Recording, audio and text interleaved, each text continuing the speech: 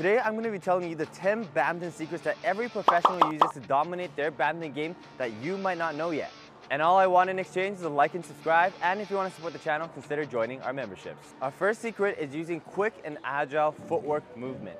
You'll see that the best footwork in professionals, they look like they're walking around on the court. People like Lee Chong-wei, when in fact, their footwork is so small that it looks like they're not moving around rapidly. They focus on quick push-offs on their split steps so that they can focus on more turning to the direction rather than moving quickly to catch up.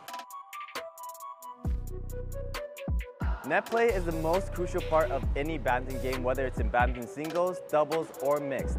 You'll see that every professional is always trying to fight for the net, including in singles when professionals serve with low shots. Why net play is important is because once you've hit a certain level, it's much more difficult to defend your opponents. And if you want to win points, you have to be on the offensive. A third badminton secret is to use a variety of shots, including clears, smashes, drops, and drives. Because the court is so small, if you're just really good at one shot, your opponent can always get ready for that.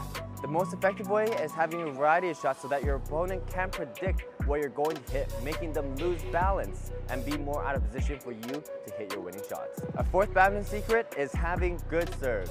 With our high serves, which I would recommend for everyone who is not a professional, you are effectively moving your opponent to the back of the court and nullifying their chance to have an effective attack if you're able to serve it really high and all the way to the back. When you're serving short, you're looking for that fast counter-attack gameplay. Fight for the net and smash when they've hit.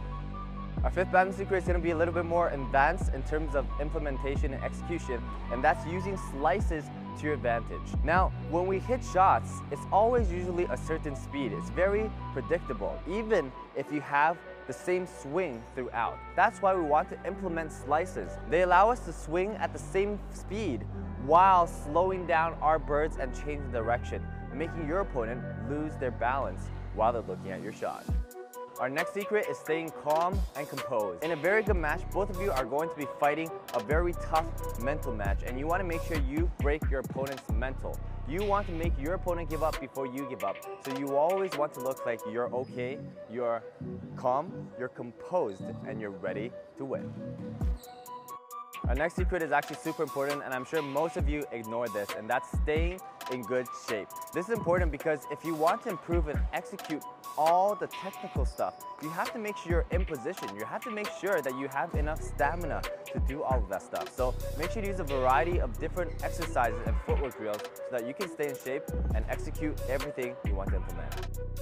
Our next secret is improving your mental toughness. Mental toughness is important because when you're playing someone same level or lower than you, you have to make sure that you do not lose and you're staying in control. If you're playing someone higher level than you, you have to make it so it feels like that they cannot break your mental fortitude down. Our ninth secret is working on your deception. At some point in your badminton progression, you'll be able to hit every shot very well. That's why adding in deception. Adding in, instead of one shot, we do 1, 2, 1, 2, 3, 1, 2, 3, 4. Adding in all of those will exponentially increase the amount of weapons in your arsenal. Our last secret is learning from your mistakes. Every time you make a mistake, you should break it down. What happened? What occurred in that shot, and what will you do to make it better? It's not going to randomly get better by just hitting it more. So identify and analyze your mistakes in your gameplay and in your practice so that you can have more exponential growth.